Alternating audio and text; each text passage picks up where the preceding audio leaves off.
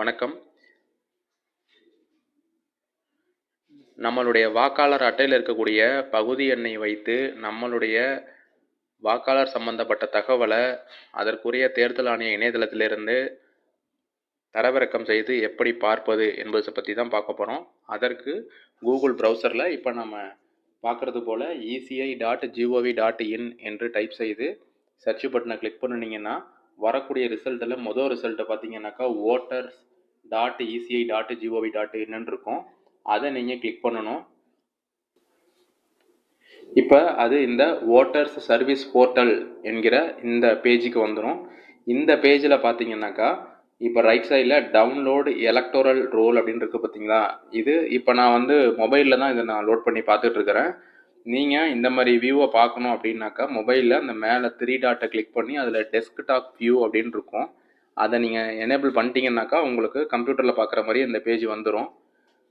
இதில் இந்த download electoral role அப்படிங்கிற அந்த ஆப்ஷனை நாம் கிளிக் பண்ணணும். இப்போ அது இந்த பேஜுக்கு வந்துடும். இந்த பேஜில் நம்மளோட ஸ்டேட் என்னவோ அதை முதல்ல நம்ம சூஸ் பண்ணிக்கணும். தமிழ்நாடு. அதை நீங்கள் சூஸ் பண்ணினதுமே அடுத்த ஆப்ஷன் எல்லாமே ஆட்டோமேட்டிக்காக மாறிடும். இதில் ரெண்டாவது இயர் ஆஃப் ரிவிஷன் இருக்குது, அது 2026 இருக்கட்டும். மூணாவதாக ரோல் டைப்புன்னு இருக்குது பார்த்தீங்களா. அதில் ஆப்ஷன்ஸ் பார்த்தீங்கன்னாக்கா SIR final roll 2026 draft roll இருக்குது. இதில் நீங்கள் இப்போ ஃபைனல் ரோல் என்ன அப்படிங்கிறத கிளிக் பண்ணி பார்த்துக்கலாம். அதுக்கு அடுத்தது பார்த்தீங்கன்னா டிஸ்ட்ரிக்டில் நம்மளோட டிஸ்ட்ரிக்ட் என்னவோ அதை சூஸ் பண்ணிக்கணும். உதாரணத்துக்கு நான் இதில் தஞ்சாவூருங்கிற டிஸ்ட்ரிக்டை நான் சூஸ் பண்ணுறேன். அடுத்தது அசம்பிளி கான்ஸ்டியூன்சி, நம்மளுடைய சட்டமன்ற தொகுதி எது அப்படிங்கிறத நாம் அதில் சூஸ் பண்ணிக்கலாம்.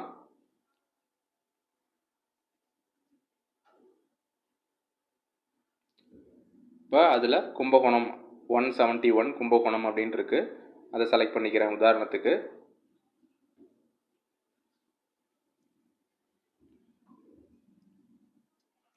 இப்போ இதை செலக்ட் பண்ணதுக்கு அப்புறம் பார்த்தீங்கன்னாக்கா கீழே கேப்சா ஒன்று இருக்கும்.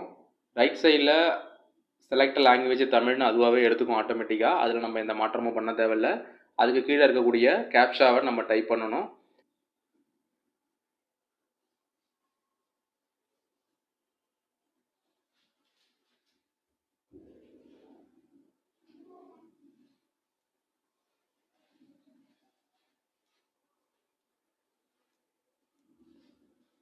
கேப்சாவை டைப் பண்ணிட்டோம்.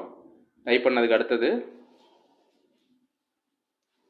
இப்போ கீழே பார்த்தீங்கன்னா பார்ட் நம்பர் அண்ட் பார்ட் நேம்னு போட்டு கீழே வரிசையாக டிஸ்பிளே ஆகிருக்கு.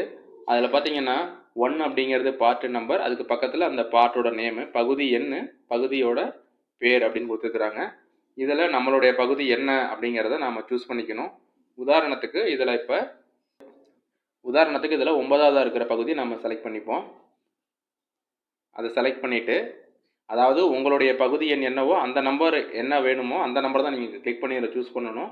ஃபார் எக்ஸாம்பிளுக்கு இப்போ உங்களுடைய தொகுதி 194 அப்படின்னு வச்சுக்கோங்களேன். 194 அப்படின்னு சொல்லிட்டு மேலே அந்த சர்ச்சில் கொடுத்தீங்க அப்படின்னாக்கா 194 கீழே வந்திருக்கும்.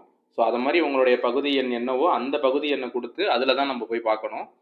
நாம் இப்போ உதாரணத்துக்கு என்ன சூஸ் பண்ணியிருந்தோம்னாக்கா 9ஆம் நம்பர் தொகுதியை சூஸ் பண்ணியிருந்தோம்.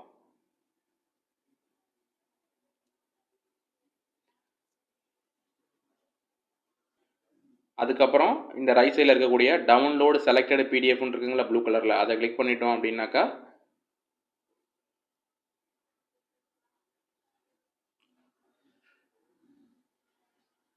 இதில் பார்த்தீங்கன்னாக்கா கேப்சா நம்ம என்டர் பண்ணது தப்புன்னு வந்துச்சு.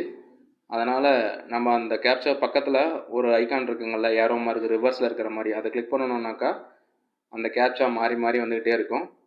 இப்போ எந்த கேப்சா நமக்கு என்டர் பண்ணுறதுக்கு ஈஸியாக இருக்குதோ அதோடு நாம் நிறுத்திட்டு அதை நம்ம இதில் என்டர் பண்ணிக்கலாம்.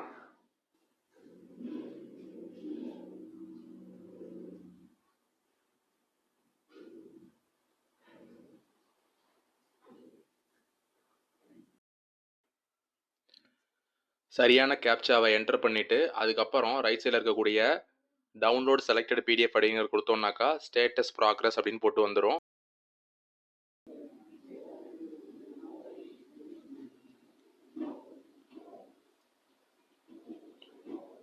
இப்போ நாம் எந்த ஃபைலை டவுன்லோட் பண்ணோமோ அந்த ஃபைலுக்கான பிடிஎஃப் ஓப்பன் ஆயிடுச்சு.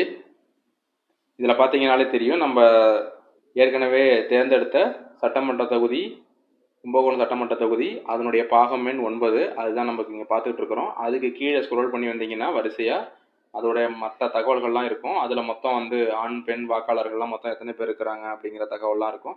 அதுக்கு கீழே இருந்தீங்கன்னா வரிசையாக அந்த பகுதி எண்ணில் இருக்கக்கூடிய பகுதியோடைய வரிசை எண் வாரியாக கீழே வந்துட்டு அவங்களோட பெயர்கள் எல்லாமே இருக்கும்.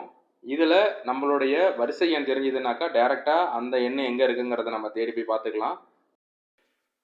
இந்த முறையில் தான் நம்மளுடைய பகுதி எண் அல்லது பாகம் எண் தெரிஞ்சிருந்தால் இந்த வெப்சைட்டில் போயிட்டு அதற்கான பிடிஎஃபை டவுன்லோட் பண்ணி நம்ம தகவல்களை பார்த்து தெரிஞ்சுக்கலாம். இந்த தகவலை உங்களது உறவினர்கள் மற்றும் நண்பருடன் பகிருங்கள். நன்றி.